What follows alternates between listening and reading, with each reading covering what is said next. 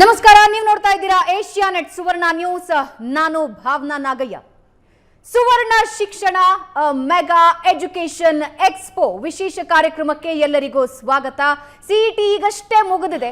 ಮುಗಿದ ತಕ್ಷಣ ನಡೀತಾ ಇರೋ ಮೊದಲ ಎಜುಕೇಶನ್ ಎಕ್ಸ್ಪೋ ಇದು. ಸುವರ್ಣ ನ್ಯೂಸ್ ನಲ್ಲಿ ಒಂದು ದೊಡ್ಡ ವೇದಿಕೆನ ನಾವು ಕಲ್ಪಿಸಿದ್ದೀವಿ. ಸಿಇಟಿ ಮುಗಿದ ತಕ್ಷಣ ಏನು ಮಾಡಬೇಕು, ಯಾವ ಕೋರ್ಸ್ಗಳಿಗೆ ಹೋಗಬೇಕು, ಯಾವ ರ್ಯಾಂಕ್ ಪಡೆದ್ರೆ ಯಾವ ಕೋರ್ಸ್ ಸಿಗತ್ತೆ, ಏನು ಮಾಡಬೇಕಾಗತ್ತೆ, ಇವೆಲ್ಲವೂ ಕೂಡ ಒಂದೇ ವೇದಿಕೆಯಲ್ಲಿ, ಎಲ್ಲಾ ಪ್ರಶ್ನೆಗಳಿಗೂ ಕೂಡ ಒಂದೇ ವೇದಿಕೆಯಲ್ಲಿ ಉತ್ತರ ಸಿಗೋದಾದ್ರೆ ಎಷ್ಟು ಚೆನ್ನಾಗಿರುತ್ತೆ ಅಂತ ನೀವು ಅಂದುಕೊಂಡಿರ್ತೀರಾ. ಏಷ್ಯಾನೆಟ್ ಸುವರ್ಣ ನ್ಯೂಸ್ ಅದಕ್ಕೆ ಒಂದು ದೊಡ್ಡ ವೇದಿಕೆನ ಕಲ್ಪಿಸಿದೆ. ಈ ಸೂರಿನಡಿ ಬಂದ್ರೆ, ಅಂದ್ರೆ ಇಲ್ಲಿಗೆ ಬಂದ್ರೆ ನಿಮಗೆ ಪ್ರತಿಯೊಂದು ಮಾಹಿತಿನೂ ಕೂಡ ಸಿಗತ್ತೆ. ಸಿಇಟಿ ಆದ್ಮೇಲೆ ಏನು ಮಾಡಬೇಕು, ಯಾವ ರ್ಯಾಂಕಿಗೆ ಎಲ್ಲಿ ಕೋರ್ಸ್, ಯಾವ್ಯಾವ ಕೋರ್ಸ್ಗಳಿವೆ, ಹೇಗೆ ಅವರನ್ನ ಕಾಂಟ್ಯಾಕ್ಟ್ ಮಾಡಬೇಕು, ಅಲ್ಲಿ ಹೋದ್ರೆ ನಮಗೆ ಯಾವ ರೀತಿ ಎಕ್ಸ್ಪೋಜರ್ ಸಿಗುತ್ತೆ, ಯಾವ ಯಾವ ಕಾಲೇಜಿನಲ್ಲಿ ಏನೇನು ಸಿಗಬಹುದು, ಈ ಎಲ್ಲಾ ಮಾಹಿತಿಯನ್ನ 2 ದಿನದ ಮೆಗಾ ಎಜುಕೇಶನ್ ಎಕ್ಸ್ಪೋನಲ್ಲಿ ನೀವು ಮಾಹಿತಿ ಪಡ್ಕೊಳ್ಬಹುದು. ಹಾಗಾದ್ರೆ ಇಲ್ಲಿ ನಮಗೆ ಏನ್ ಸಿಗುತ್ತೆ ಅನ್ನೋದ್ರ ಬಗ್ಗೆ ಸ್ವತಃ 3 ಜನ ವಿಶೇಷ ಅತಿಥಿಗಳು ವಿವರ ನೀಡಲಿದ್ದಾರೆ. ಆ 3 ಜನ ವಿಶೇಷ ಅತಿಥಿಗಳನ್ನ ಕಾರ್ಯಕ್ರಮಕ್ಕೆ ನಾವು ವೆಲ್ಕಮ್ ಮಾಡ್ಕೊಳ್ಳೋಣ. ವೀಕ್ಷಕರೇ, ಸಿಇಟಿ ನಂತರದ ಮೊದಲ ಎಜುಕೇಶನ್ ಎಕ್ಸ್ಪೋ. ಒಂದು ಎಜುಕೇಶನ್ ಎಕ್ಸ್ಪೋಗೆ ಹೋದ್ರೆ ನಿಮ್ಮ ಎಲ್ಲ ಪ್ರಶ್ನೆಗಳಿಗೆ ಉತ್ತರ ಸಿಗುತ್ತೆ. ಅದಕ್ಕೆ ಮುನ್ನ ನಡೀತಾ ಇರುವಂತಹ ವಿಶೇಷ ಚರ್ಚಾ ಕಾರ್ಯಕ್ರಮ ಇದು. ಈ ಚರ್ಚಾ ಕಾರ್ಯಕ್ರಮದಲ್ಲಿ ಅತಿಥಿಗಳಿರ್ತಾರೆ, ನೇರವಾಗಿ ಹಲವಾರು ಪ್ರಶ್ನೆಗಳಿಗೆ ಉತ್ತರ ಕೊಡ್ತಾರೆ. ಅವರನ್ನ ವೆಲ್ಕಮ್ ಮಾಡ್ಕೊಳ್ಳೋಣ. ಮೊದಲಿಗೆ ನಮ್ಮೊಂದಿಗಿದ್ದಾರೆ ರಾಮಯ್ಯ ಯೂನಿವರ್ಸಿಟಿಯ ಪ್ರೋ ವೈಸ್ ಚಾನ್ಸಲರ್ ಆದಂತಹ ಪ್ರೊಫೆಸರ್ ಗೋವಿಂದ ಕಡಂಬಿ ಅವರು. ಸರ್ ನಮಸ್ಕಾರ, ಕಾರ್ಯಕ್ರಮಕ್ಕೆ ಸ್ವಾಗತ. ನಮಸ್ಕಾರ. ಮತ್ತೊಬ್ಬರು ವಿಶೇಷ ಅತಿಥಿ Indian academy group of institutions ನ ಡಾಕ್ಟರ್ ಟಿ ಸೋಮಶೇಖರ್ ಅವರು ನಮ್ಮ ಜೊತೆ ಇದ್ದಾರೆ. ಸರ್ ನಮಸ್ಕಾರ, ಕಾರ್ಯಕ್ರಮಕ್ಕೆ ಸ್ವಾಗತ. ನಮಸ್ಕಾರ. Cambridge institute of technology north campus ನ ಸಿಇಒ ಆದಂತಹ ಅದ್ವಿತೀಯ ಉದಯ್ ಕುಮಾರ್ ಅವರು ನಮ್ಮ ಜೊತೆ ಇದ್ದಾರೆ. ಸರ್ ನಮಸ್ಕಾರ, ನಿಮಗೂ ಕೂಡ ಕಾರ್ಯಕ್ರಮಕ್ಕೆ ಸ್ವಾಗತ. ನಮಸ್ತೆ. ಕಡಂಬಿ ಸರ್, ನಿಮ್ಮಿಂದಾನೇ ಶುರು ಮಾಡ್ಬಿಡೋಣ. ಸಿಇಟಿ ಒಂದ್ ಆಯ್ತು ಅಂದ್ರೆ ಮಕ್ಕಳಿಗೆ ಒಂದು ರೀತಿ ಕುತೂಹಲ, ಒಂದು ರೀತಿ ಟೆನ್ಷನ್, ವಾಟ್ ನೆಕ್ಸ್ಟ್ ಅನ್ನೋದು. ಸೊ ಒಂದು ಎಜುಕೇಶನ್ ಎಕ್ಸ್ಪೋದಿಂದ ಅವರ 10 ಹಲವು ಪ್ರಶ್ನೆಗಳಿಗೆ ಉತ್ತರ ಸಿಕ್ಬಿಡುತ್ತೆ. Sir, how it is important ಅಂತ ನಿಮ್ಗೆ ಅನ್ಸುತ್ತೆ? ಕಾರಣ ಏನಂತ ಹೇಳಿದ್ರೆ, ನಾವು ಇಂಗ್ಲೀಷಲ್ಲಿ ನಾವೇನಾದ್ರೂ ಸ್ವಲ್ಪ ಸಕ್ಸಸ್ ಬೇಕು ಅಂತ ಹೇಳಿದ್ರೆ ನಾವು 3 E's ಬೇಕು ಅಂತೀವಿ: ಎಕ್ಸ್ಪೋಜರ್, ಎಕ್ಸ್ಪೀರಿಯನ್ಸ್, ಎಕ್ಸ್ಪರ್ಟೀಸ್. ಅದನ್ನ ಕನ್ನಡದ ಅನುವಾದ ಮಾಡಬೇಕು ಅಂತಾರೆ ಒಡ್ಡುವಿಕೆ, ಅನುಭವ ಮತ್ತೆ ಪರಿಣತಿ. ಈಗ ಒಂದೇ ಸ್ಥಳದಲ್ಲಿ ಅನೇಕ ರೀತಿಯ ಮಾಹಿತಿಗಳನ್ನು ನಾವು ಸಂಗ್ರಹಣೆ ಮಾಡಿದ್ರೆ ಅದರಿಂದ ಏನಾಗುತ್ತೆ ಅಂತಂದ್ರೆ ನಮಗೆ ಚಿಂತನೆಗೆ, ಅವಲೋಕನೆಗೆ ಮತ್ತು ಆಲೋಚನೆಗೆ ಬಹಳ ಸುಲಭವಾಗುತ್ತೆ. ಕಾರಣ ಏನಂತ ಹೇಳಿದ್ರೆ, ಯಾವುದೇ ವಿಷಯವನ್ನು ನಾವು ಗ್ರಹಿಸಬೇಕಾದ್ರೆ ಅನೇಕ ರೀತಿಯಲ್ಲಿ ಡಿಫ್ರೆಂಟ್ ಪರ್ಸ್ಪೆಕ್ಟಿವ್ಸ್ ಇಂದ ನಾವು ಯೋಚನೆ ಮಾಡಬೇಕಾಗ್ತದೆ. ಈ ಪ್ರಪಂಚದಲ್ಲಿ ಐಡಿಯಲ್ ಅಥವಾ ಪರ್ಫೆಕ್ಟ್ ಅನ್ನೋದು ಬಹಳ ಕಷ್ಟ ಸಿಗೋದು. ನೀವು ಯಾವುದೇ ಕೋರ್ಸ್ ಹೋಗಲಿ ಅಥವಾ ಯಾವುದೇ ಕಾಲೇಜಿಗೆ ಹೋಗಲಿ, ಬಹುಶಃ ಅದರಿಂದ ಒಳ್ಳೆ ಅಭಿಪ್ರಾಯಗಳು ಇರುತ್ತೆ, ಪ್ರಯೋಜನನೂ ಇರುತ್ತೆ. ಅದೇ ರೀತಿ ಅದರಿಂದ ಸ್ವಲ್ಪ ಎಲ್ಲ ಕೋರ್ಸ್ಗಾಗಲಿ ಅಥವಾ ಯಾವುದೇ ಕಾಲೇಜಿಗೆ ಹೋಗಲಿ ಕುಂದುಕೊರತೆನೂ ಇರುತ್ತೆ. ಅದರಿಂದ ಈ ಸಂಗ್ರೀಕರಣ ಇರೋದ್ರಿಂದ ಏನು ಅಂತ ಹೇಳಿದ್ರೆ, ಯಾವುದು ಕುಂದುಕೊರತೆ ಇರುತ್ತೆ, ನಮಗೆ ಯಾವುದು ಉತ್ತೇಜನ ಪೂರ್ವಕವಾಗಿರುತ್ತೆ ಅಂತ ಹೇಳ್ಬಿಟ್ಟು ನಾವು ಅವಲೋಕನೆ ಮಾಡಿ ಒಂದು ಭವಿಷ್ಯವನ್ನು ನಿರ್ಧಾರ ಮಾಡಬೇಕು ಅಂತ ಹೇಳಿದ್ರೆ ನಾವು ಬಹಳ ಕುಲಂಕುಷವಾಗಿ ಮತ್ತು ಯಾವುದೇ ರೀತಿಯ ಒಂದು ಗಡಿಬಿಡಿ ಇಲ್ಲದೆ ಸಾವಧಾನವಾಗಿ ಶಾಂತಿಯ ಒಂದು ನೆಲೆ ಇಟ್ಕೊಂಡು ನಾವು ನಿರ್ಧಾರ ತಗೊಂಡ್ರೆ ಏನಾಗುತ್ತೆ ಅಂತಂದ್ರೆ, ಮುಂದಿನ ನಿರ್ಧಾರ ನಾವು ಏನು ತಗೊಂಡ್ರೂ ಪರವಾಗಿಲ್ಲ, ಆ ನಿರ್ಧಾರ ನಾನು ಯಾವ ರೀತಿಯ ಒಂದು ಅವಸರ ಪಟ್ಟು ನಾನು ಮಾಡಿಲ್ಲ, ಅದರಿಂದ ನಮ್ಗೊಂದು ಹುಡುಗರಿಗೆ ಆಗಲಿ ಅಥವಾ ಪೋಷಕರಿಗೆ ಆಗಲಿ ಒಂದು ರೆಸ್ಪಾನ್ಸಿಬಿಲಿಟಿ ಇರುತ್ತೆ. ನಾವು ಅನೇಕ ರೀತಿಯಲ್ಲಿ ನಾವು ವಿಚಾರ ಮಾಡಿದ್ವಿ, ಕೊನೆಗೆ ಈ ನಿರ್ಧಾರಕ್ಕೆ ಬಂದಿದ್ದೀವಿ. ಅದರಿಂದ ಮುಂದೆ ಏನಾದ್ರೂ ನಾವು ಅದನ್ನ ನಿಭಾಯಿಸಬೇಕು ಅನ್ನೋದು ಒಂದು ಮನೋಭಾವ ನಮ್ಮಲ್ಲಿ ಉಂಟಾಗುತ್ತೆ. ಸರ್, ನಾನು ನಿಮ್ಮ ಜೊತೆ ಮಾತನಾಡ್ತೀನಿ. ಸೋಮಶೇಖರ್ ಸರ್, ನಮಗೆಲ್ಲ ಹೆಂಗಿತ್ತು ಅಂತ ಹೇಳಿದ್ರೆ ಲ್ಯಾಕ್ ಆಫ್ ಇನ್ಫಾರ್ಮೇಶನ್ಸ್ ತುಂಬಾ ಪ್ರಾಬ್ಲಮ್ ಆಗಿತ್ತು. ಅಂದ್ರೆ ಇವಾಗ ಯಾವುದೋ ಒಂದು ಕೋರ್ಸ್ಗೆ ಸೇರ್ಕೊಳ್ಬೇಕು, ಇನ್ಫಾರ್ಮೇಶನ್ನೇ ಸಿಗ್ತಾ ಇರಲಿಲ್ಲ. ಯಾರೋ ಒಬ್ರು ಹೇಳ್ತಾರೆ, ಅದನ್ನೇ ನಾವು ನಂಬಿಕೊಳ್ತಾ ಇದ್ವಿ, ಅಥವಾ ನಾವೇ ಒಂದು 4 ಜನ ಹುಡುಕಿದ್ರೆ ಒಂದಷ್ಟು ಇನ್ಫಾರ್ಮೇಶನ್ ಸಿಗೋದು. ಸೊ ಈ ರೀತಿಯ ಒಂದು ಮೆಗಾ ಎಜುಕೇಶನ್ ಎಕ್ಸ್ಪೋ ಮಾಡೋದ್ರಿಂದ ವಿದ್ಯಾರ್ಥಿಗಳಿಗೆ ಯಾವ ರೀತಿ ಹೆಲ್ಪ್ ಆಗುತ್ತೆ sir? It's really helpful. I mean, talking about before coming to that point, ಈ ಇನ್ಫಾರ್ಮೇಶನ್ ಬಗ್ಗೆ ಹೇಳಿದ್ರಿ. ಇದಕ್ಕೆ ಮುಂಚೆ ನಮ್ಗೆ ಇನ್ಫಾರ್ಮೇಶನ್ ಸಿಗ್ತಾ ಇರಲಿಲ್ಲ. ಈಗ there is information overload. Correct. So that is also equally confusing to students. True ನಮ್ಮ ಕಾಲದಲ್ಲಿ ನಾವು ಎಜುಕೇಶನ್ ಚಾಯ್ಸ್ ಮಾಡಬೇಕಂದ್ರೆ ಬರೀ ತಂದೆ ತಾಯಿ ಹೇಳೋ ಕೋರ್ಸ್ ಸೇರೋದು ಅಥವಾ ಫ್ರೆಂಡ್ಸೋ ಯಾರೋ ಅಕ್ಕಪಕ್ಕ ಇರೋರು ಈ ಕೋರ್ಸ್ ಸೇರು ನೀನಂದರೆ ಆ ಕೋರ್ಸ್ ಸೇರ್ತಾ ಇದ್ವಿ. But today students, if you look at even in other parts of the world, they almost spend 1 year to not just go to the education fairs, to actually go to various educational institutions across the country, okay not in their own city.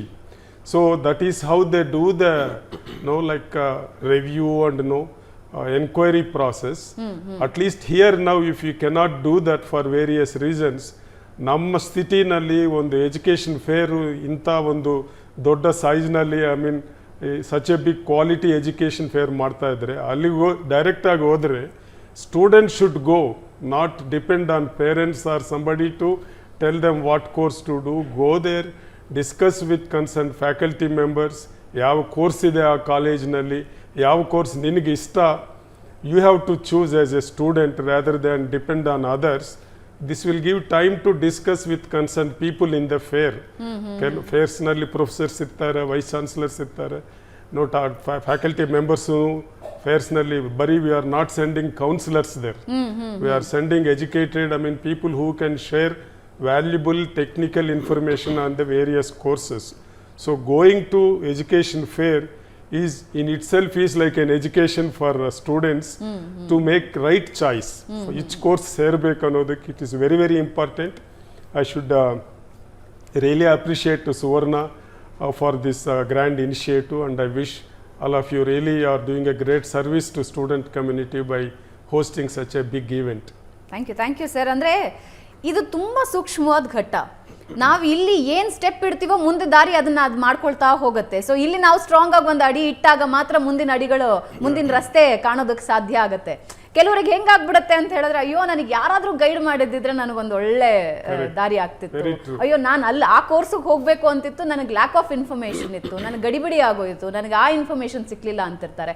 ಹಾಗಾಗಿಯೇ ಸುವರ್ಣ ನ್ಯೂಸ್ನ mega education expo, ಇಲ್ಲಿ ಒಂದೇ ಸೂರಿನಡಿ ನಿಮಗೆ ಎಲ್ಲ ಮಾಹಿತಿ ಸಿಗುತ್ತೆ. ಈ ಮಾಹಿತಿಯಿಂದ ಏನು ಉಪಯೋಗಕ್ಕೆ ಬರುತ್ತೆ? ಅದ್ವಿತೀಯ ಅವರು ನಮ್ಮ ಜೊತೆ ಇದ್ದಾರೆ. ಒಂದು ಮೆಗಾ ಎಜುಕೇಷನ್ ಎಕ್ಸ್ಪೋದಿಂದ ಏನು ಆಗಬಹುದು ಅನ್ನೋದು ಬಹಳಷ್ಟು ಜನರ ಪ್ರಶ್ನೆ ಆಗಿರುತ್ತೆ. ಸೊ ಏನೆಲ್ಲ ಲಾಭಗಳಿವೆ ಇದರಲ್ಲಿ? ಸೊ ನಾನು ಇಂಜಿನಿಯರಿಂಗ್ ಕಾಲೇಜಸ್ ಪರ್ಸ್ಪೆಕ್ಟಿವಿಂದ ಮಾತಾಡ್ತೀನಿ. ಓಕೆ. ಸೊ ನಮ್ಮ ಕರ್ನಾಟಕದಲ್ಲೇ ನೋಡಿದ್ರೆ under VTU almost 200 to 250 engineering colleges ಇದೆ. ಸೊ ಒಂದೊಂದು ಕಾಲೇಜಸ್ ನೀವು ವಿಸಿಟ್ ಮಾಡಿ ಅಲ್ಲಿ ಟೈಮ್ ಸ್ಪೆಂಡ್ ಮಾಡಿ ಸ್ವಲ್ಪ ಅದ್ರ ಬಗ್ಗೆ ಕಾಲೇಜ್ ಬಗ್ಗೆ ಸ್ವಲ್ಪ ತಿಳ್ಕೊಂಡು ಈ ಕಾಲೇಜ್ ನಂಗೆ ಸೂಟಬಲ್ ಅಂತ ನೋಡೋದಕ್ಕೆ ಮಿನಿಮಮ್ 2-3 hours ಆಗುತ್ತೆ. So which means almost 2.5 to 3 months you're spending just going around engineering colleges, if at all you want to visit all the colleges and then make a final call. ಅಲ್ವಾ? So ಇಷ್ಟು time ಎಷ್ಟು ಜನ ಇದ್ರೆ we are living in a fast paced world ಅಲ್ವಾ? So ಎಷ್ಟು ಜನಕ್ಕೆ ಇಷ್ಟು time ಇರುತ್ತೆ? So having almost about 200 to 250 colleges ಒಂದೇ ಅಂಬ್ರೆಲ್ಲಾ ಕೆಳಗಡೆ, so wherein students and parents ಬಂದು ಕಾಲೇಜಸ್ ರೆಪ್ರೆಸೆಂಟೇಟಿವ್ಸ್ ಜೊತೆ ಇಂಟ್ರ್ಯಾಕ್ಟ್ ಮಾಡಿ ಅವ್ರ ಬಗ್ಗೆ ಇನ್ಫಾರ್ಮೇಷನ್ ಪಡೆದುಕೊಂಡು ಆ ನಂತರ ಅಲ್ಲಿಂದ ಕಾಲೇಜಸ್ ಶಾರ್ಟ್ ಲಿಸ್ಟ್ ಮಾಡಿ ಕಾಲೇಜಸ್ ವಿಸಿಟ್ ಮಾಡಿ ಸ್ಟೂಡೆಂಟ್ಸ್ದು ಏನು ಗೋಲ್ಸ್ ಇದೆ ಮತ್ತು ಕಾಲೇಜಸಲ್ಲಿ ಏನು ಫೆಸಿಲಿಟೀಸ್ ಇದೆ, ಸೊ ಅವ್ರ ಗೋಲ್ಸ್ನ ರೀಚ್ ಮಾಡೋದಕ್ಕೆ ಕಾಲೇಜ್ ಯಾವ ಥರ ಸ್ಪಂದಿಸ್ತಾರೆ, ಸೊ ಇದೆಲ್ಲ ಇನ್ಫಾರ್ಮೇಷನ್ ಪಡ್ಕೊಂಡು ಆಮೇಲೆ ಮೇಕ್ ಎನ್ ಎಜುಕೇಟೆಡ್ ಚಾಯ್ಸ್ ಅಂತಾರಲ್ಲ, so that is very important. So you need to understand whether ನನ್ನ ಗೋಲ್ಸ್ಗೆ ಕಾಲೇಜಸ್ ಎಷ್ಟು ಸ್ಪಂದಿಸುತ್ತೆ, ಎಷ್ಟು ಫೆಸಿಲಿಟೀಸ್ ಇದೆ ಕಾಲೇಜಲ್ಲಿ ಅಂತ. ಸೊ ಬೇಸ್ಡ್ ಆನ್ ದಟ್ ಒಂದು ಕಾಲೇಜ್ ಸೆಲೆಕ್ಟ್ ಮಾಡೋದು ಇಸ್ ಎಕ್ಸ್ಟ್ರೀಮ್ಲಿ ಇಂಪಾರ್ಟೆಂಟ್.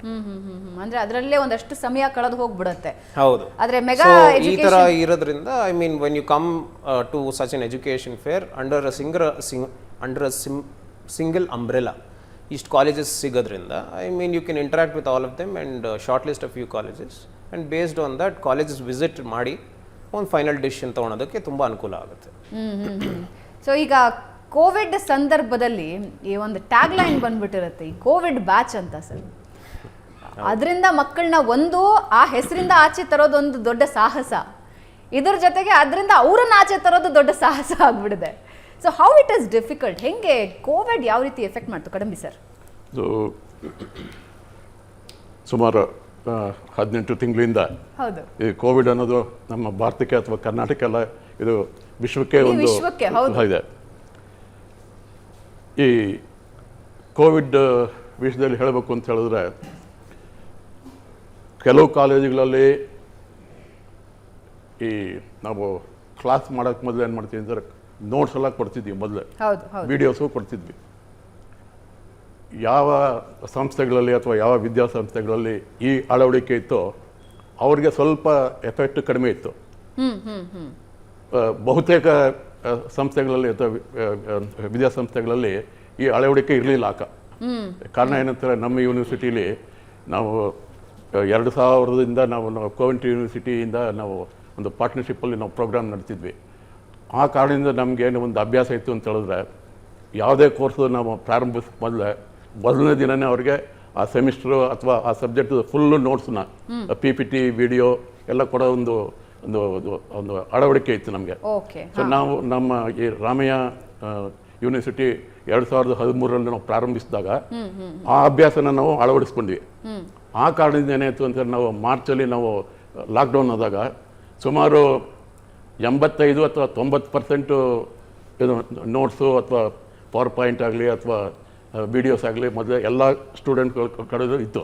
ಆದರೆ ನಾವೊಂದು 60% ಅಥವಾ 70% ಮಾತ್ರ ನಾವು ಕವರ್ ಮಾಡಿದ್ವಿ. ಈ ಕಾರಣದಿಂದ ಏನಾಯಿತು ಅಂತಂದರೆ ಇನ್ನು 30% ಅಥವಾ 40% ನಾವು ಮೊದಲು ಏನು ಮಾಡಿದ್ವಿ ಅಂತಂದರೆ, ಮೊದಲು ವಾಟ್ಸಪ್ಪು ಅಥವಾ ಇದು ಇಮೇಲ್ ಮುಖಾಂತರ ನಾವು ಸ್ವಲ್ಪ ಅವ್ರ ಜೊತೆ ಎಲ್ಲ ಡಿಸ್ಕಸ್ ಮಾಡ್ತಿದ್ವಿ. ಆಮೇಲೆ ಕಾಲಕ್ರಮೇಣ ಏನಾಯಿತು ಅಂತ ಕೊನೆಗೆ ಪ್ಲಾಟ್ಫಾರ್ಮ್ಗಳು ಬಂತು, ಮೈಕ್ರೋಸಾಫ್ಟ್ ಎಡ್ಜು, ಝೂಮು, ಈ ರೀತಿ ಸುಮಾರು ಒಂದು 2-3 ತಿಂಗಳ ನಂತರ ನಾವೇನು ಮಾಡಿದ್ವಿ ಅಂತಾರೆ, ನಮ್ಮ ಕಾಲೇಜಿಂದನೇ ಒಂದು ಪ್ಲಾಟ್ಫಾರ್ಮ್ ಮಾಡಿ ಅದ್ರ ಮುಖಾಂತರ ನಾವು ಅವರಿಗೆ ವಿದ್ಯಾರ್ಥಿಗಳಿಗೆ ನಾವು ಪಾಠ ಕಳಿಸೋದಾಗಲಿ ಅಥವಾ ನಾವು ಟೆಸ್ಟ್ ಏನು ಮಾಡೋದು, ಎಕ್ಸಾಮ್ ಏನು ಮಾಡ್ಬೋದು ಅನ್ನೋದು ಒಂದು ಕ್ವಶನ್ ಬಂತು. ಆಗ ನಾವೇನು ಮಾಡಿದ್ವಿ ಅಂತ ಹೇಳಿದ್ರೆ, ಮಾಕಪ್ ಟೆಸ್ಟ್ ಮಾಡಿದ್ವಿ. 2-3 ಟೆಸ್ಟ್ಗಳು ಮೊದಲು ಮಾಕಪ್ ಟೆಸ್ಟ್ ಮಾಡಿಬಿಟ್ಟು ಕೊನೆಗೆ ರೆಗ್ಯುಲರ್ ಟೆಸ್ಟ್ ಮಾಡಿದ್ವಿ. ರೆಗ್ಯುಲರ್ ಟೆಸ್ಟ್ ಆದಮೇಲೆ ತಿರ್ಗಾ ಎಕ್ಸಾಮ್ ಮಾಡಬೇಕಲ್ಲ ಫೈನಲ್ ಇಯರ್ಲಿ ಅಥವಾ ಫೈನಲ್ ಸೆಮಿಸ್ಟ್ರಲ್ಲಿ. ಸೊ ಆಗ ಕಾಲಕ್ರಮೇಣ ನಾವು ನಮ್ಮ ಸಹೋದ್ಯೋಗಿಗಳಿಗೆ ಮತ್ತು ವಿದ್ಯಾರ್ಥಿಗಳಿಗೆ ಒಂಥರ ನಾವು ಗ್ರೇಡೆಡ್ ಎಕ್ಸ್ಪೋಜರ್ ಅಥವಾ ಗ್ರೇಡೆಡ್ ಎಕ್ಸ್ಪೀರಿಯನ್ಸ್ ಕೊಟ್ಟು ನಾವು ಯಾವ ತೊಂದರೆ ಇಲ್ಲದೆ ನಾವು ಬೈ ಸೆಪ್ಟೆಂಬರ್ ಅಷ್ಟೊತ್ತಿಗೆ ಎಲ್ಲ ಎಕ್ಸಾಮ್ಸನ್ನ ಕಂಪ್ಲೀಟ್ ಮಾಡಿ ನಮ್ಮ UGC ಅನುಸೂಚಿತ ಭಾಗ ಅಂದಾಗೆ ನಾವು ರಿಸಲ್ಟ್ಸ್ ಎಲ್ಲ ಅನೌನ್ಸ್ ಮಾಡಿದ್ವಿ. ಆದರೆ ನಮ್ಗೇನಂತ ನಮ್ಗೆ ಒಂದೇ ಒಂದು ಅಡ್ವಾಂಟೇಜ್ ಇತ್ತು ಅಂತಂದರೆ, ನಾವು ಕ್ಲಾಸ್ ನೋಟ್ಸ್ನ ನಾವು ಕ್ಲಾಸ್ ಕಮೆನ್ಸ್ ಮಾಡೋಕ್ಕೆ ಮೊದಲೇ ನಾವು ಕೊಡ್ತಿದ್ದರಿಂದ ಸ್ವಲ್ಪ ನಮಗೆ ಅದು ಏನಂತಾರೆ ಹಿಂಜರಿಕೆ ಕಡಿಮೆ ಆಯಿತು. ಅದ್ವಿತೀಯ ಅವರೇ, ಪ್ರತಿ ಶಿಕ್ಷಣ ಸಂಸ್ಥೆಯಲ್ಲೂ ಈ ರೀತಿ ಆಗೋದಕ್ಕೆ ಸಾಧ್ಯ ಇರೋದಿಲ್ಲ. ಒಟ್ಟಾರೆ ಈಗಾಗಿರೋ ಬದಲಾವಣೆ ಬಗ್ಗೆ ಏನು ಹೇಳ್ತೀರಾ? ಎಜುಕೇಷನ್ ಸಿಸ್ಟಮಲ್ಲಿ ಏನು ಬದಲಾವಣೆ ಆಗಿದೆಯೋ? ಆನ್ಲೈನ್ ಕ್ಲಾಸಸ್ ಬಗ್ಗೆ ಬಹಳ ಕಡಿಮೆ ಕೇಳಿದ್ದೀವಿ ನಾವು, ಈಗ ಸ್ಪೆಷಲ್ ಕೋರ್ಸಸ್ ಆದರೆ ಕೆಲವೊಂದು ಆನ್ಲೈನ್ ಕ್ಲಾಸಸ್ ಅಂತ ಇರ್ತಾ ಇತ್ತು. ಇದು ಕೇವಲ ನಮಗೆ ಮಾತ್ರ ಅಲ್ಲ, ಇಡೀ ವಿಶ್ವಕ್ಕೆ ಮೊದಲನೇ ಸಲ ಈ ರೀತಿ ಎಲ್ಲವನ್ನೂ ನಾವು ಫೇಸ್ ಮಾಡ್ತಾ ಇರೋದು. ನಾವು ಕೋವಿಡ್ ನೋಡಿರಲಿಲ್ಲ, ಮಾಸ್ಕ್ ನೋಡಿರಲಿಲ್ಲ, ಸಾಮಾಜಿಕ ಅಂತರದ ಬಗ್ಗೆ ಜಾಸ್ತಿ ಅರಿವಿರಲಿಲ್ಲ. ಅಫ್ಕೋರ್ಸ್ ಈ ಎಲ್ಲವನ್ನು ಹೊಸದಾಗಿ ಫೇಸ್ ಮಾಡುವಾಗ ಆನ್ಲೈನ್ ಕ್ಲಾಸಸ್ಸು ಅಥವಾ ಕ್ಲಾಸಸ್ ಇಲ್ಲದೆ ಇರೋದು, ನಮಗೆ ನಾವೇ ಓದ್ಕೊಳ್ಳೋದು ಒಂದು ರೀತಿ ಉಲ್ಟಾ ಆಗೋಯ್ತು ಅಂತ ಅನ್ಸುತ್ತೆ ಪ್ರಪಂಚ. ಶೈಕ್ಷಣಿಕ ವಲಯದಲ್ಲಿ ಅಂದರೆ ಎಜುಕೇಷನ್ ಸಿಸ್ಟಮ್ನಲ್ಲಿ ಯಾವ ರೀತಿ ಚೇಂಜಸ್ ಆಯಿತು, ಅದು ನಿಜಕ್ಕೂ ಯೂಸ್ಫುಲ್ ಆಗುತ್ತಾ ಮುಂದಿನ ದಿನಗಳಲ್ಲಿ? ಡೆಫಿನೆಟ್ಲಿ. ಐ ಮೀನ್ ಆನ್ಲೈನ್ ಆಗಿರೋದ್ರಿಂದ ಎಜುಕೇಷನ್ನು it's very big challenge. Especially India is a developing country, ನಿಮ್ಗೆ ಗೊತ್ತಿರೋ ಹಾಗೆ. I mean lot of remote ಪ್ಲೇಸಸ್ಸಲ್ಲಿ ನಿಮಗೆ ನೆಟ್ವರ್ಕ್ ಇಶ್ಯೂಸ್ ಎಲ್ಲ ಇರುತ್ತೆ. ಸೊ ಹಾಗಾಗಿ definitely it is a challenge. So ನಾವೇನು ಮಾಡ್ತಾ ಇದ್ವಿ, I mean we used something called as great learning app ಅಂದ್ಬಿಟ್ಟು. ಸೊ ಆ ಗ್ರೇಟ್ ಲರ್ನಿಂಗ್ ಆ್ಯಪಲ್ಲಿ there's an option where you can ರೆಕಾರ್ಡನ್ನು ಮಾಡಿ you can have your lectures. So ಹಾಗಿರೋದ್ರಿಂದ ಏನಾಗ್ತಾಯಿತ್ತು, ಜಸ್ಟ್ ಇನ್ ಕೇಸ್ ಅವ್ರಿಗೆ ನೆಟ್ವರ್ಕ್ ಇಶ್ಯೂ ಏನೇನು ಆಯಿತು ಅಂದರೆ ಅವರು ಹೋಗ್ಬಿಟ್ಟು ಆ ರೆಕಾರ್ಡೆಡ್ ವೀಡಿಯೋಸ್ ನೋಡ್ಬೋದಾಯಿತು. The other thing that we also ಇನ್ನೊಂದು ನಾವು ಏನು ಮಾಡಿದ್ವಿ ಅಂದರೆ, ನಾವು ಈ ರೆಕಾರ್ಡೆಡ್ ವಿಡಿಯೋಸ್ ಆವಾಗಲೇ ಐ ಮೀನ್ ಏನೇನು ಮಾಡ್ಯೂಲ್ಸ್ ಇರುತ್ತೆ ಅದನ್ನೆಲ್ಲ ರೆಕಾರ್ಡ್ ಮಾಡಿ ಆವಾಗಲೇ ನಮ್ಮ ಇದರಲ್ಲಿ ರೆಪಾಸಿಟ್ರಿನಲ್ಲಿ ಇಟ್ಬಿಡ್ತಾ ಇದ್ವಿ. ಸೊ ಸ್ಟೂಡೆಂಟ್ಸ್ ಹೋಗ್ಬಿಟ್ಟು ಆ ವೀಡಿಯೋಸ್ನ ನೋಡ್ಕೊಂಡು ಬಂದು ಐ ಮೀನ್ ಕ್ಲಾಸ್ ಟೈಮಲ್ಲಿ ಏನು ಅರ್ಥ ಆಗಿಲ್ಲ ಆ ಪರ್ಟಿಕ್ಯುಲರ್ ಟಾಪಿಕ್ಸ್ ಮಾತ್ರ ಸ್ಟೂಡೆಂಟ್ಸ್ ಕ್ವೆಶ್ಚನ್ ಕೇಳೋ ಥರ ಮಾಡಿದಾಗ, ಸೊ ದೆನ್ ಆ ಟೈಮ್ ಏನಿತ್ತಲ್ಲ ನಾವು ತುಂಬ ಚೆನ್ನಾಗಿ ಯೂಟಿಲೈಸ್ ಮಾಡ್ಕೊಂಡ್ವಿ. ಬಟ್ ಆ್ಯಸ್ ಅ ಪ್ರೆಫರೆನ್ಸ್ ಇವತ್ತು ಕೇಳಕ್ಕೆ ಹೋಯ್ತು ಅಂದರೆ ನಮಗೆ definitely we prefer the offline mode itself, wherein students ಕಾಲೇಜ್ಗೆ ಬರಬೇಕು, ಪಾಠ ಕೇಳಬೇಕು. ಐ ಮೀನ್ ಆ interaction it has its own charm. ಅದು ನಿಮಗೆ ಆನ್ಲೈನ್ ಮೋಡಲ್ ಸಿಗೋದಿಲ್ಲ. ಆ್ಯಂಡ್ ಬಿಕಾಸ್ ನಮ್ಮಲ್ಲಿ ನಾವು in fact we had planned a lot of things for students, project work ಇರ್ಬೋದು ಎಲ್ಲನೂ. ಆ್ಯಂಡ್ ಅದಕ್ಕೆಲ್ಲ ಸ್ಟೂಡೆಂಟ್ಸು ಆನ್ ಕ್ಯಾಂಪಸ್ ಬಂದ್ರೇ I mean it will work out. But off ಕ್ಯಾಂಪಸಲ್ಲಿ ಮಾಡೋಕ್ಕಾಗೋದಿಲ್ಲ ಅಂತ ಇಲ್ಲ, ಬಟ್ ನಿಮಗೆ ಅದ್ರದ್ದು 100% ಎಫೆಕ್ಟಿವ್ನೆಸ್ ಕಳ್ಕೊಳ್ಬೇಕಂದ್ರೆ I mean definitely on campus is definitely a preferred mode. Okay, ಇನ್ನಷ್ಟು ಚರ್ಚೆನ ನಾನು ಮುಂದುವರಿಸ್ತೀನಿ. ಒಂದು ಚಿಕ್ಕ ಬ್ರೇಕ್ ತಗೋಣ. ಈಗ ಸುವರ್ಣ ಶಿಕ್ಷಣ ಮೆಗಾ ಎಜುಕೇಶನ್ ಎಕ್ಸ್ಪೋ, ಒಂದೇ ಸೂರಿನ ಅಡಿ ನಿಮ್ಮ ಎಲ್ಲ ಪ್ರಶ್ನೆಗಳಿಗೂ ಉತ್ತರ ನೀವು ಕಂಡುಕೊಳ್ಬಹುದು. CET ಮುಗಿದಿದೆ, ಮುಂದೆ ಏನು ಅನ್ನೋರಿಗೆ ಒಂದು ಸುವರ್ಣ ಅವಕಾಶ. ಮಿಸ್ ಮಾಡದೆ 2 ದಿನದ ಈ ಎಜುಕೇಶನ್ ಎಕ್ಸ್ಪೋಗೆ ಭೇಟಿಯಾಗಿ ನಿಮ್ಮ ಎಲ್ಲ ಪ್ರಶ್ನೆಗಳಿಗೆ ಉತ್ತರ ಕಂಡುಕೊಳ್ಳಿ. ಇದರ ಜೊತೆಗೆ ಕೋವಿಡ್ನ ಸಂದರ್ಭದಲ್ಲಿ ಒಂದಷ್ಟು ದೊಡ್ಡ ಮಟ್ಟಿಗಿನ ಬದಲಾವಣೆ ಆಗಿದೆ ಎಲ್ಲ ಶಿಕ್ಷಣ ಸಂಸ್ಥೆಗಳಲ್ಲಿ. ವಿದ್ಯಾರ್ಥಿಗಳಿಗೆ ಏನು ಬೇಕೋ, ಎಜುಕೇಷನ್ಗೆ ಯಾವುದೇ ರೀತಿ ಹಾನಿ ಆಗದೇ ಇರೋ ಹಾಗೆ ಏನೆಲ್ಲ ಹೊಸ ಕ್ರಮಗಳನ್ನು ಅಳವಡಿಸ್ಕೊಳ್ಬೇಕು ಅವೆಲ್ಲವನ್ನೂ ಕೂಡ ಶಿಕ್ಷಣ ಸಂಸ್ಥೆಗಳು ಅಳವಡಿಸ್ಕೊಳ್ತಾ ಇವೆ. ಹಾಗಾದ್ರೆ ಹೊಸ ಕೋರ್ಸ್ಗಳು ಯಾವುದಿದೆ, ಈ ಕೋವಿಡ್ನ ಸಂದರ್ಭದಲ್ಲಿ ಯಾವ ರೀತಿ ಆ ಚಾಲೆಂಜ್ಗಳನ್ನು ಫೇಸ್ ಮಾಡಿದ್ವು ಶಿಕ್ಷಣ ಸಂಸ್ಥೆಗಳು, ಹೊಸ ಮಾರ್ಗಗಳನ್ನು ಏನು ಕಂಡು ಹಿಡ್ಕೊಂಡ್ವು, ಇದೆಲ್ಲದರ ಬಗ್ಗೆ ಚರ್ಚೆ ಮುಂದುವರಿಸ್ತೀವಿ ಒಂದು ಚಿಕ್ಕ ಬ್ರೇಕ್ ಆದ್ಮೇಲೆ.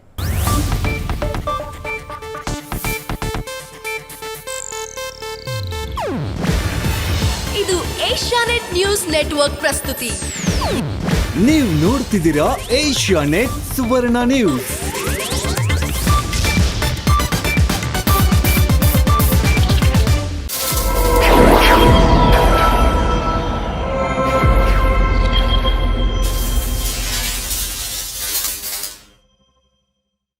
ಸುವರ್ಣ ಶಿಕ್ಷಣ ಮೆಗಾ ಎಜುಕೇಶನ್ ಎಕ್ಸ್ಪೋ ವಿಶೇಷ ಕಾರ್ಯಕ್ರಮಕ್ಕೆ ಮತ್ತೊಮ್ಮೆ ಸ್ವಾಗತ ವೀಕ್ಷಕರೇ. ಒಂದೇ ಸೂರಿನ ಅಡಿ ಎಲ್ಲ ಮಾಹಿತಿಗಳನ್ನು ನೀವು ಪಡ್ಕೊಳ್ಬಹುದು. ಸೆಪ್ಟೆಂಬರ್ 25 ಮತ್ತು 26ನೇ ತಾರೀಕು 2 ದಿನಗಳ ಕಾಲ ಅವಕಾಶ ಇರುತ್ತೆ. ಕೋವಿಡ್ನ ನಂತರದ CET ರಿಸಲ್ಟ್ಸ್ ಬಂದಿದೆ. ಅದಾದ ನಂತರದ ಮೊದಲ ಎಜುಕೇಶನ್ ಎಕ್ಸ್ಪೋ. ಎಲ್ಲಿಗೆ ಜಾಯಿನ್ ಆಗಬೇಕು, ಯಾವ ಕೋರ್ಸ್ಗಳಿರುತ್ತವೆ, ಯಾವ ರ್ಯಾಂಕ್ಗೆ ಯಾವ ಕೋರ್ಸ್ ಸಿಗುತ್ತೆ, ಯಾವ ಕಾಲೇಜಿನಲ್ಲಿ ಏನೆಲ್ಲ ಫೆಸಿಲಿಟೀಸ್ ಇದೆ, ನನ್ನ ಮುಂದಿನ ಶಿಕ್ಷಣದ ಹಾದಿಗೆ ಯಾವ ಶಿಕ್ಷಣ ಸಂಸ್ಥೆ ಉತ್ತಮವಾಗಿರುತ್ತೆ, ಎಲ್ಲ ಪ್ರಶ್ನೆಗಳಿಗೆ ನೀವು ಉತ್ತರ ಈ ಎಜುಕೇಶನ್ ಎಕ್ಸ್ಪೋದಲ್ಲಿ ಪಡ್ಕೊಳ್ಬಹುದು. ಚರ್ಚೆನ ಮುಂದುವರ್ಸೋಣ. ಸೋಮಶೇಖರ್ ಸರ್, ನಾನು ಈಗಾಗಲೇ ಹೇಳ್ತಾ ಇದ್ದೆ, ಇಟ್ಸ್ ನಾಟ್ ದ್ಯಾಟ್ ಈಸಿ. ಕೋವಿಡ್ನ ಅರ್ಥ ಮಾಡ್ಕೊಳ್ಳೋದ್ರಲ್ಲೇ ನಮ್ಮ ಅರ್ಧ ವರ್ಷಗಳು ಕಳೆದು ಹೋದವು. ಅದರ ಜೊತೆಗೆ ಮಕ್ಕಳ ಶಿಕ್ಷಣನೂ ನೋಡಬೇಕು, ಅವ್ರಿಗೆ ಹೆಂಗೆ ಬೇಕೋ ನಾವು ಅದನ್ನ ನಮ್ಮ ವ್ಯವಸ್ಥೆನ ಬದಲಾವಣೆ ಮಾಡ್ಕೊಳ್ಬೇಕಾಗತ್ತೆ. How challenging it was sir? It was very challenging, no doubt about it. Challenges were multi-front. Challenges students ಗೂ ಚಾಲೆಂಜು, ಹೌದು, faculty members they had their own set of challenges. ಮ್ಯಾನೇಜ್ಮೆಂಟ್ಸ್ಗೂ ಒಂದು ಸಡನ್ ಆಗಿ ಬಂದಿದೆ. ಯಾವ ರೀತಿಯಲ್ಲಿ ಡಿಜಿಟಲ್ ಇನ್ಫ್ರಾಸ್ಟ್ರಕ್ಚರು ಇರಲಿಲ್ಲ ಅಂದರೆ ಇನ್ಸ್ಟಿಟ್ಯೂಷನ್ಸ್ನಲ್ಲಿ, to provide that digital infrastructure, IT infrastructure overnight, especially during pandemic, was a huge challenge. But with all these adversaries, people say, no, whenever there is something bad happens, also good things come anta. Most of the institutions, I am very happy to say, our own institution, Indian Academy Group, it has now faced the challenge successfully. We have been, doing this IT infrastructure investment for quite some time to make sure that every classroom, every faculty is well adjusted to take classes using live internet kind of content to be shared with students, except that they were doing in classroom. ಈಗ sudden ಆಗಿ ಅವರು ಮನೆಯಿಂದ ಮಾಡಬೇಕಾಯಿತು. ಸ್ಟೂಡೆಂಟ್ಸ್ಗೆ ಕೆಲವರಿಗೆ, as sir shed, IT infrastructure, right computer ಇರಲಿ, laptop ಅಥವಾ smartphones ಇರಲಿಲ್ಲ ಕೆಲವ್ರ ಹತ್ರ. We call this digital divide.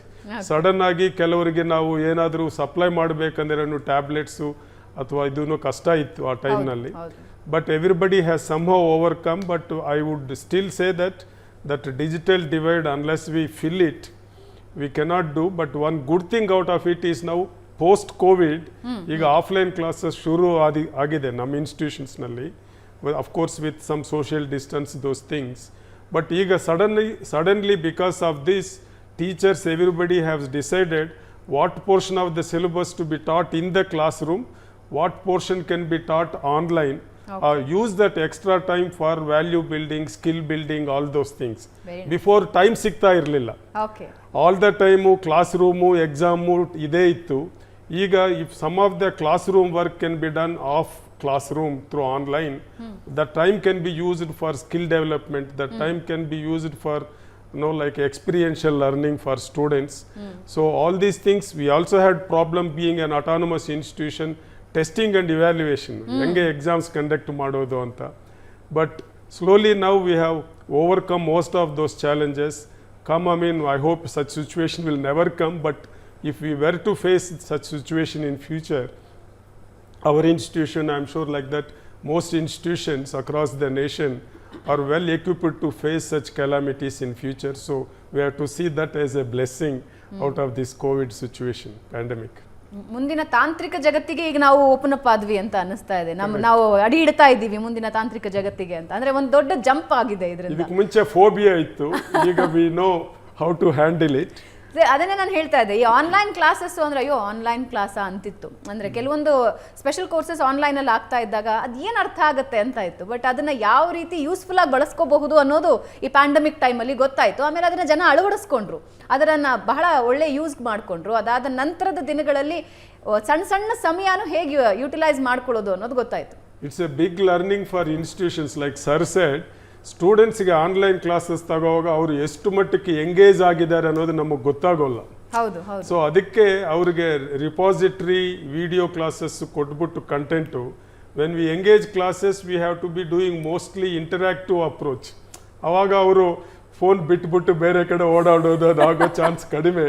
You have to suddenly keep asking question, what is your no. So they all are waiting in alert mode all the time. So ಈ rank ಪಡಿಬೇಕು, ನಾವಿರೋದೇ ಓದೋದಕ್ಕೆ ಅನ್ನೋ ವಿದ್ಯಾರ್ಥಿಗಳದ್ದು ಸಮಸ್ಯೆ ಆಗಲ್ಲ. ಆದರೆ ಒಂದು ಚೂರು ಪುಷ್ ಮಾಡಬೇಕಾಗಿರೋ ವಿದ್ಯಾರ್ಥಿಗಳನ್ನು ಹಿಡಿದಿಟ್ಕೊಳ್ಳೋದು ಬಹಳ ದೊಡ್ಡ ಸಾಹಸ ಆಗೋಗಿತ್ತು ಈ ಆನ್ಲೈನ್ ಕ್ಲಾಸಸ್ ಸಂದರ್ಭದಲ್ಲಿ. ಸೊ ವೀಕ್ಷಕರೇ, 3 ಅದ್ಭುತವಾದ ಸಂಸ್ಥೆಗಳ ಮುಖ್ಯಸ್ಥರು ನಮ್ಮ ಜೊತೆ ಕೂತಿದ್ದಾರೆ. ಹಾಗಾದ್ರೆ ಅವರ ಸಂಸ್ಥೆಗಳಲ್ಲಿ ಯಾವೆಲ್ಲ ಸವಲತ್ತುಗಳಿವೆ, ವಿದ್ಯಾರ್ಥಿಗಳು ಅವರ ಸಂಸ್ಥೆಗೆ ಹೋದ್ರೆ ಏನೆಲ್ಲ ಸವಲತ್ತುಗಳು ಸಿಗುತ್ತವೆ, ಎಲ್ಲದರ ಬಗ್ಗೆ ಅವರಿಂದಲೇ ಮಾಹಿತಿ ಪಡ್ಕೊಳ್ತೀವಿ. Will take a very short break. ಬ್ರೇಕ್ನ ನಂತರ ವಿಶೇಷ ಕಾರ್ಯಕ್ರಮ ಮತ್ತೆ ಮುಂದುವರಿಯುತ್ತೆ.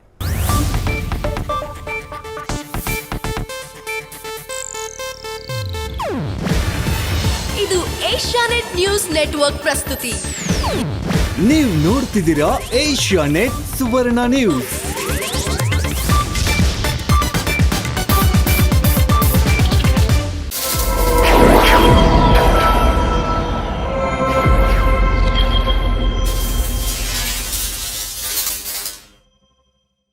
ಸುವರ್ಣ ಶಿಕ್ಷಣ ವಿಶೇಷ ಕಾರ್ಯಕ್ರಮಕ್ಕೆ ಮತ್ತೊಮ್ಮೆ ಸ್ವಾಗತ ವೀಕ್ಷಕರೇ. ಇದೊಂದು mega education expo, CET results ನ ನಂತರ ಮೊದಲ ಎಜುಕೇಶನ್ ಎಕ್ಸ್ಪೋ. ಒಂದೇ ಸೂರಿನ ಅಡಿ ಎಲ್ಲ ಶಿಕ್ಷಣ ಸಂಸ್ಥೆಗಳ ಬಗ್ಗೆ ಎಲ್ಲಾ ಮಾಹಿತಿ ಪಡಿಬಹುದು. ಜೊತೆಗೆ ನಿಮಗೆ ಯಾವ ಕೋರ್ಸ್ ಬೇಕೋ ಅದರ ಬಗ್ಗೆ ಪ್ರಶ್ನೆಗಳಿಗೂ ಕೂಡ ಉತ್ತರ ಪಡ್ಕೊಳ್ಬಹುದು.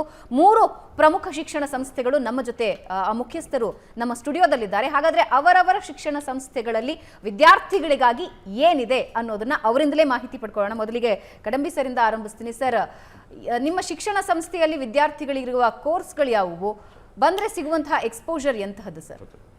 ನಮ್ಮ ವಿಶ್ವವಿದ್ಯಾನಿಲಯದಲ್ಲಿ 37 ಯು ಜಿ ಕೋರ್ಸು ಮತ್ತು 43 ಪಿ ಜಿ ಕೋರ್ಸ್ ಇದೆ. ಇದು ನಮ್ಮ ಯೂನಿವರ್ಸಿಟಿ ಬಂದು ಕಾಂಪ್ರಿಹೆನ್ಸಿವ್ ಯೂನಿವರ್ಸಿಟಿ ಅಂತಾರೆ.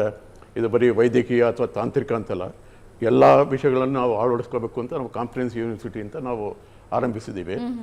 ನಮ್ಮ ಯೂನಿವರ್ಸಿಟಿಯಲ್ಲಿ 10 ಫ್ಯಾಕಲ್ಟಿ ಇದೆ. ಫ್ಯಾಕಲ್ಟಿ ಆಫ್ ಇಂಜಿನಿಯರಿಂಗ್ ಟೆಕ್ನಾಲಜಿ, ಅಲ್ಲಿ BTech ಮತ್ತು MTech ಕೋರ್ಸಸ್ ಇರುತ್ತೆ. 11 U G program from computer science to aerospace. ಅದೇ ರೀತಿ faculty of management and commerce, ಅಲ್ಲಿ BBA, BCom, MBA ಪ್ರೋಗ್ರಾಮ್ಸ್ ಇರುತ್ತೆ. ನಾನು ಫ್ಯಾಕಲ್ಟಿ ಆಫ್ ಫಾರ್ಮಸಿ, ಅಲ್ಲಿ BPharm, MPharm ಮತ್ತು PharmD. ಅದೇ ರೀತಿ ಫ್ಯಾಕಲ್ಟಿ ಆಫ್ ಡೆಂಟಲ್ ಸೈನ್ಸಸಲ್ಲಿ BDS, NDS. ಅದೇ ರೀತಿ ನಾವು faculty of mathematical and physical ಸೈನ್ಸಸಲ್ಲಿ BSc program and MSc program in physics, chemistry, mathematics and statics. ಅದೇ ರೀತಿ ನಾವು ಈ ವರ್ಷ ನಾವು ಹೊಸದಾಗಿ ನಾವು ಸ್ಕೂಲ್ ಆಫ್ ಸೋಷಿಯಲ್ ಸೈನ್ಸಸ್ ಅಂತ ಓಪನ್ ಮಾಡಿದ್ದೀವಿ. ಈ ವರ್ಷದಿಂದ ನಾವು ಈ ಪ್ರೋಗ್ರಾಮಲ್ಲಿ BSc honours in economics, BSc honours in psychology, BSc honours in data science and analytics ಇದೆ. ಅದೇ ರೀತಿ BA ಆನರ್ಸ್ ಇನ್ ಸೋಷಿಯಾಲಜಿನೂ ಈ ಸತಿ ನಾವು ಆರಂಭಿಸಿದ್ದೀವಿ. ಮತ್ತು BSc LLB ಈ ವರ್ಷದಿಂದ ನಾವು ಹೊಸದಾಗಿ ಆರಂಭಿಸಿದ್ದೀವಿ. ಅದಲ್ಲದೆ ಇನ್ನೊಂದು ನಾವು ಹೋಟೆಲ್ ಮ್ಯಾನೇಜ್ಮೆಂಟ್ ಅಂತಿದೆ, ಅಲ್ಲಿ BHM ಅಂತ hotel management and catering technology ಅಂತಿದೆ, ಅದನ್ನು ನಾವು ಮಾಡಿದ್ದೀವಿ. ಆಮೇಲೆ ಲೈಫ್ ಆ್ಯಂಡ್ ಆಲಿಡ್ ಹೆಲ್ತ್ ಸೈನ್ಸಸ್ ಅಂತ ಒಂದು ಫ್ಯಾಕಲ್ಟಿ ಇದೆ, ಅಲ್ಲಿ ನಾವು BSc ಫುಡ್ ಟೆಕ್ನಾಲಜಿ, ಬಯೋಟೆಕ್ನಾಲಜಿ, ಆಮೇಲೆ ಇದು BSc honours in medical imaging and radiology, operation theatre technology ಅಂತಾರೆ. ಸೊ ಈ ಥರ ನಾವು ಸುಮಾರು 10 ಫ್ಯಾಕಲ್ಟಿಗಳಲ್ಲಿ ನಾವು ಒಟ್ಟಿಗೆ ಸೇರಿದ್ರೆ 70 ಕೋರ್ಸಸ್ಸು ಅಂದರೆ ವೈವಿಧ್ಯಮಯವಾಗಿ ನಾವು ಇದನ್ನು ನಾವು ಮಾಡ್ತೀವಿ. ಆಮೇಲೆ ನಾವು ಪ್ರಾರಂಭಿಸದಿಂದ ನಾವು ಯೂನಿವರ್ಸಿಟಿಲಿ ಔಟ್ಕಮ್ ಬೇಸ್ಡ್ ಎಜುಕೇಷನ್ ಅಂತ ನಾವು ಮಾಡಿದ್ದೀವಿ. ಅದನ್ನು ಈಗ ನಾವು ಹೊಸದಾಗಿ UGC ಅಥವಾ ಬೇರೆ ರೆಗ್ಯುಲೇಟರ್ಸ್ ಮಾಡಿದ್ರೆ ಅದನ್ನು ಅಳವಡಿಸ್ಕೊಡ್ತಿದೆ. ನಾವು 2014ರಿಂದನೇ ನಾವು ಆ ಒಂದು ಔಟ್ಕಮ್ ಬೇಸ್ಡ್ ಎಜುಕೇಷನಿಂದ ನಾವು ಆಮೇಲೆ ಇನ್ನೊಂದೇನು ಅಂತ ನಮ್ಮ ಯೂನಿವರ್ಸಿಟಿಯಲ್ಲಿ ಓಪನ್ ಎಲೆಕ್ಟಿವ್ಸ್ ಅಂತ ಇದೆ. ಒಂದು 6 ಕ್ರೆಡಿಟ್ ಅಥವಾ 8 ಕ್ರೆಡಿಟ್. ಈಗ ನಾನು BSc ಮ್ಯಾಥಮೆಟಿಕ್ಸ್ ಆ್ಯಂಡ್ ಫಿಸಿಕ್ಸ್ ಓದ್ತಿದ್ದೇನೋ, ಸೊ ಒಂದು 8 ಕ್ರೆಡಿಟ್ ಬೇಕಾದ್ರೆ ನಾನು ಬೇರೆ ಯಾವುದೋ ಫ್ಯಾಕಲ್ಟಿಗೆ ಹೋಗಿ ನಾವು ಕ್ಯಾಟ್ರಿಂಗ್ ಟೆಕ್ನಾಲಜಿ ಅಥವಾ ಫಾರ್ಮಸಿ ಆಗಲಿ ಅಥವಾ ಇಂಜಿನಿಯರಿಂಗ್ ಆಗಲಿ, ಸೊ ಈ ಓಪನ್ ಎಲೆಕ್ಟಿವ್ ಇರೋದ್ರಿಂದ ಕಾರಣ ಅಂತಾರೆ ನಮಗೆ ವೈವಿಧ್ಯಮ ಇದರಲ್ಲಿ ಕಾಣುತ್ತೆ. ಅದಲ್ಲದೆ ನಾವು ವಿದ್ಯಾರ್ಥಿಗಳಿಗೆ ನಾವು ಏನಂತಾರೆ ಹೋಲಿಸ್ಟಿಕ್ ಡೆವಲಪ್ಮೆಂಟ್ ಅಂತ ಹೇಳ್ತೀವಲ್ಲ, ಅದರಿಂದ ಏನ್ಮಾಡ್ತಾರೆ ಡಿಫ್ರೆಂಟ್ ಕ್ಲಬ್ಸ್ ಕೊಡ್ತೀವಿ. That is debate club, drama club, photo club, ಆ ಥರ. ಕಾರಣ ಏನಂತಾರೆ ನಾವು ಏನಂತಾರೆ ಬುಕ್ ವರ್ಮ್ ಅಥವಾ ಪುಸ್ತಕಗಳು ಆಗಬಾರ್ದಲ್ವ, ಅದರಿಂದ ಅವರ ಡೆವಲಪ್ಮೆಂಟ್ಗೆ ನಾವು ಇದು ಮಾಡ್ತೀವಿ. ಆಮೇಲೆ ನಮ್ಮ ಯೂನಿವರ್ಸಿಟಿನ ನಾವು ಫಾರಿನ್ ಯೂನಿವರ್ಸಿಟಿ ಜೊತೆ ಕೊಲಾಬ್ರೇಷನ್ ಇದೆ, ಸರ್ ಇಂಟರ್ನ್ಶಿಪ್ ಇದೆ. ಅದೇ ರೀತಿ ನಾವು ಕೆಲವು ಕಡೆ ಸ್ಟಡಿ 1 ಸೆಮಿಸ್ಟರ್ ಅಬ್ರಾಡ್ ಪ್ರೋಗ್ರಾಮ್ ಇದೆ. ಆಮೇಲೆ ಕೆಲವು ಯೂನಿವರ್ಸಿಟಿಯಿಂದ ನಾವು ಏನಂತಾರೆ ಆಕ್ಸಿಲೇಟೆಡ್ ಮಾಸ್ಟರ್ಸ್ ಪ್ರೋಗ್ರಾಮ್ ಕೂಡ ನಾವು ಪಾರ್ಟ್ನರ್ಶಿಪ್ಪಿಂದ ಮಾಡ್ತಾ ಇದ್ದೀವಿ. Wonderful sir. ಇದರ ಕೆಲವು ಸಣ್ಣ ಮಾಹಿತಿಗಳೇ ಇಷ್ಟಿವೆ. ಸೊ ಇದೆಲ್ಲ ಕಂಪ್ಲೀಟ್ ತಿಳ್ಕೋಬೇಕು ಅಂದರೆ ನೀವು ಎಜುಕೇಷನ್ ಎಕ್ಸ್ಪೋ ಬರಬೇಕು. ಇನ್ನೊಂದು, ಈಗ ನಾವು ಯೂನಿವರ್ಸಿಟಿ ಅದರಿಂದ ನಾವು UGC ಗೈಡ್ಲೈನ್ಸ್ನ ನಾವು ಫಾಲೋ ಮಾಡಬೇಕಾಗುತ್ತೆ. ಈಗ UGC ಏನು ಹೇಳಿದೆ ಅಂತಾರೆ 40% of the courses can be taught in online and 60% of the courses have to be offline ಅಂತ. ನಾವು ಈ ವರ್ಷನ ಏನು ಮಾಡಿದ್ದೀವಿ ಅಂತಾರೆ ಎಲ್ಲ ಫ್ಯಾಕಲ್ಟಿಗಳಿಗೂ ಯಾವುದನ್ನ ನಾವು ಆನ್ಲೈನಲ್ಲಿ ಟೀಚ್ ಮಾಡ್ಬೋದು ಅನ್ನೋದನ್ನ ನಾವು ಒಂದು ವಿಂಗಡಣೆ ಮಾಡಬೇಕು ಸಬ್ಜೆಕ್ಟನ್ನು. ಆಮೇಲೆ ಅದು ಏನಂತ ಟ್ಯುಟೋರಿಯಲ್ ಆಗಿರ್ಬೋದು ಅಥವಾ ಕ್ಲಾಸ್ ಲೆಕ್ಚರ್ ಆಗಿರ್ಬೋದು. ಬಟ್ ನಮ್ಮಲ್ಲಿ ಏನು ಅಂತಾರೆ ಇಂಜಿನಿಯರಿಂಗ್ ಇದೆ, ಸೈನ್ಸ್ ಎಲ್ಲ ಇರೋದ್ರಿಂದ ಪ್ರಾಕ್ಟಿಕಲ್ಸ್ ಇರುತ್ತೆ. ಆ ಪ್ರಾಕ್ಟಿಕಲ್ಸ್ನ ನಾವು ಆನ್ಲೈನ್ ಹೋದ್ಸತಿ ನಾವು ಸ್ವಲ್ಪ ವೀಡಿಯೋಸ್ ಎಲ್ಲ ಕೊಟ್ಟು ಒಂದು 15 ದಿವಸ ನಾವು ಹುಡುಗರನ್ನ ಕರೆಸಿ ಥಿಯರಿ ಎಲ್ಲ ಆದಮೇಲೆ 15 ದಿವಸ ಬರೀ ಪ್ರಾಕ್ಟಿಕಲ್ಸೇ ಮಾಡಿದ್ವಿ. ಈ ಸತಿನೇ ನಾವು ಅದೇ ರೀತಿ ಮಾಡಬೇಕು ಅಂತ ನಾವು ಒಂದು ಪ್ರಯತ್ನ. ಸೋಮಶೇಖರ್ ಸರ್, ನಿಮ್ಮ ಸಂಸ್ಥೆಯಲ್ಲಿ ವಿದ್ಯಾರ್ಥಿಗಳಿಗೆ ಏನೆಲ್ಲ ಸವಲತ್ತುಗಳಿವೆ, ಏನೆಲ್ಲ ಕೋರ್ಸ್ಗಳಿವೆ? We have 5 different institutions under Indian Academy umbrella. ಅದರಲ್ಲಿ ಮೈನ್ ಇನ್ಸ್ಟಿಟ್ಯೂಷನ್ ಫ್ಲ್ಯಾಗ್ಶಿಪ್ ಪ್ರೋಗ್ರಾಮ್ ಅಂತ Indian academy degree college, which is 23 year old, and it is now 2 cycles it has gone through NAC accreditation process with A grade, and it is an autonomous institution now with over 17 UG programs and 14 master's programs being offered in our Indian Academy Degree College. So a lot of advantages being an autonomous institution is that we keep changing, developing syllabus, curriculum development and design is a very dynamic process. ಅದು continuous ಆಗಿ almost every semester, ಈ semester ಓದಿರೋರು next year ಆ ಸೆಮಿಸ್ಟರ್ನಲ್ಲಿ ಕೆಲವು changes ಇರುತ್ತೆ. And they are important changes for the enrichment part. ಈ ಥರ various facilities are available being an autonomous institution. Lot of NSS, NCC, lot of these other developments. Courses wise we are primarily into science, basic sciences, commerce, computer science and humanities faculties, management. E courses ella ide masters and UG level. Similarly very strong placement support for them. And we have one system where student mentoring is a very prominent thing in our system. So that a group of students are allocated to a faculty, they will follow closely our progress early, our personal issues early, emotional issues early. Nodkondu, so then only they can perform well in classroom, right, in academic programs. As Dr. Kadambi said, now even as per the new education policy and as per the other guidelines, statutory guidelines, every ಕೋರ್ಸ್ಗೆ course outcome ಅಂತ ಬಿಗಿನಿಂಗ್ನಲ್ಲಿ ಸ್ಟೂಡೆಂಟ್ಗೆ ಈ ಪೇಪರ್ನಲ್ಲಿ ನಾನು 60 hours ಪಾಠ ತಗೊಂಡ್ರೆ ನನಗೆ ಏನು I am suppose to learn in the beginning only it is given course specific outcome, programme specific outcome. ಅದಾದಮೇಲೆ ನಾವು ಅದು ಲೈಕ್ ವೆಯ್ ಆ್ಯಂಡ್ ಇವ್ಯಾಲ್ಯುವೇಟ್ ಎಷ್ಟು ಮಟ್ಟಕ್ಕೆ ನಾವು ಸಕ್ಸಸ್ಫುಲ್ ಆಗಿ ಈ ಆಬ್ಜೆಕ್ಟಿವ್ಸ್ನು ಅಚೀವ್ ಆಗಿದ್ವಿ ಅಂತ.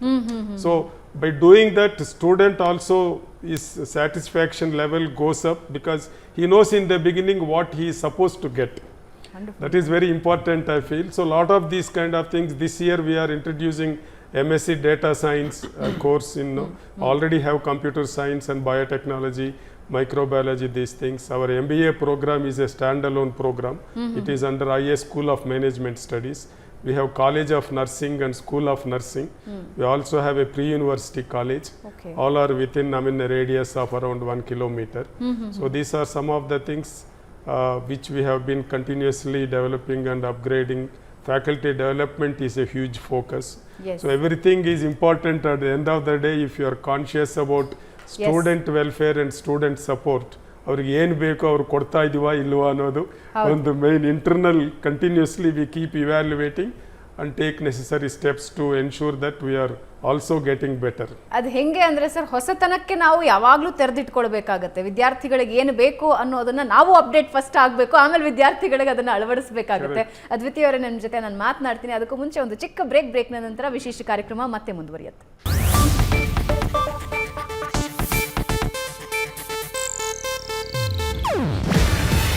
ಇದು ಏಷ್ಯಾನೆಟ್ ನ್ಯೂಸ್ ನೆಟ್ವರ್ಕ್ ಪ್ರಸ್ತುತಿ. ನೀವು ನೋಡ್ತಿದ್ದೀರಾ Asianet Suvarna news.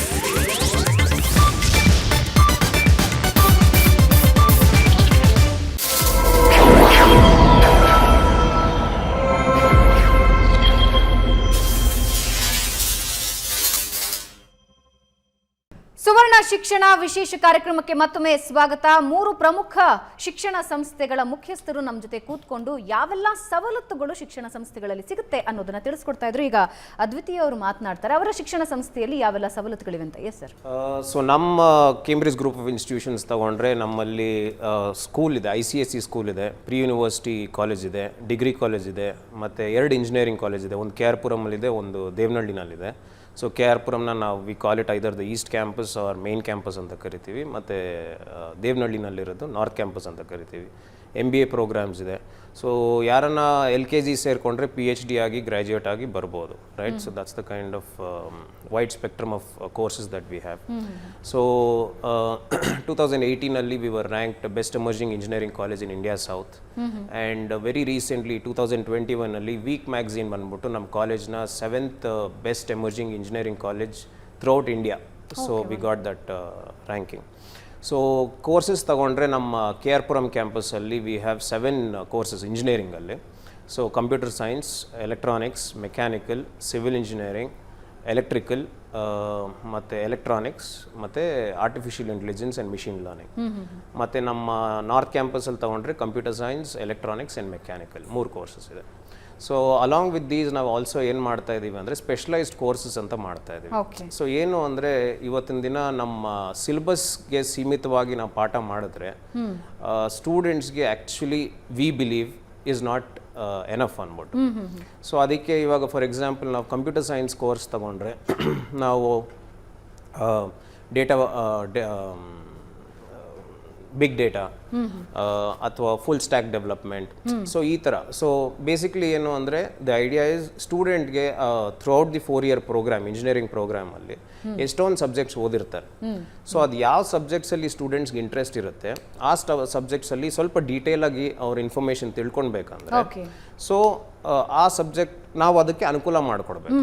So for starters ನಾವೇನು ಮಾಡಿದ್ದೀವಿ, since we are not able to offer it across the gamut of subjects, ನಾವು ಒಂದು 3 to 4 different subjects in every department. Like computer science ಇತ್ತು ಅಂದರೆ ಒಂದು 3 to 4 ಸಬ್ಜೆಕ್ಟ್ಸಲ್ಲಿ ಡೀಪಾಗಿ ಓದ್ಕೊಳೋದಕ್ಕೆ. And these are based on ಇವಾಗ ಮಾರ್ಕೆಟ್ ಟ್ರೆಂಡ್ ಇವಾಗ. ಸೊ ಹಾಗಾಗಿ ನಮ್ಮ ಪ್ಲೇಸ್ಮೆಂಟ್ಸ್ ಕೂಡ ನೀವು ನೋಡಿದ್ರೆ more than 90% of all eligible students placement ಆಗುತ್ತೆ ನಮ್ಮ ಕಾಲೇಜಲ್ಲಿ. ಅದರಲ್ಲಿ ಆಲ್ಮೋಸ್ಟ್ 30 to 40% ಸ್ಟೂಡೆಂಟ್ಸ್ಗೆ ಮಲ್ಟಿಪಲ್ ಜಾಬ್ ಆಫರ್ಸ್ ಸಿಗುತ್ತೆ.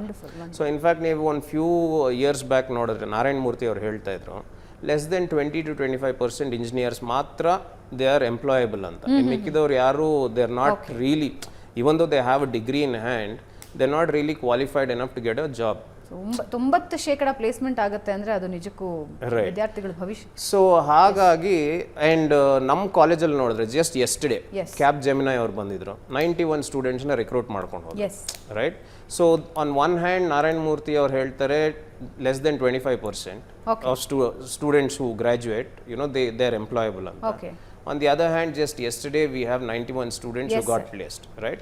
So we are doing something right here, Thank you, right? thank you. ಅದಕ್ಕೋಸ್ಕರನೇ ನಮ್ಮಲ್ಲಿ ಈ ಥರ ಪ್ಲೇಸ್ಮೆಂಟ್ಸ್ ಆಗ್ತಾ ಇದೆ, right? Thank so in fact ನೀವು ಮೆಕ್ಯಾನಿಕಲ್ ಇಂಜಿನಿಯರಿಂಗ್ ನೋಡಕ್ ಹೋಯ್ತಂದ್ರೆ as we are running out of time. Thank you so much.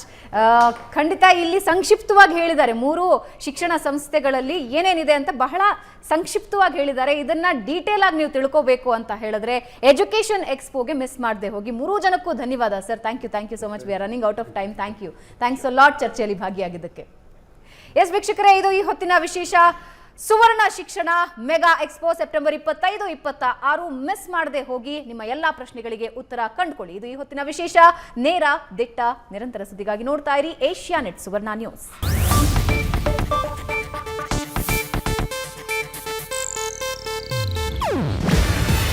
ಇದು ಏಷ್ಯಾನೆಟ್ ನ್ಯೂಸ್ ನೆಟ್ವರ್ಕ್ ಪ್ರಸ್ತುತಿ.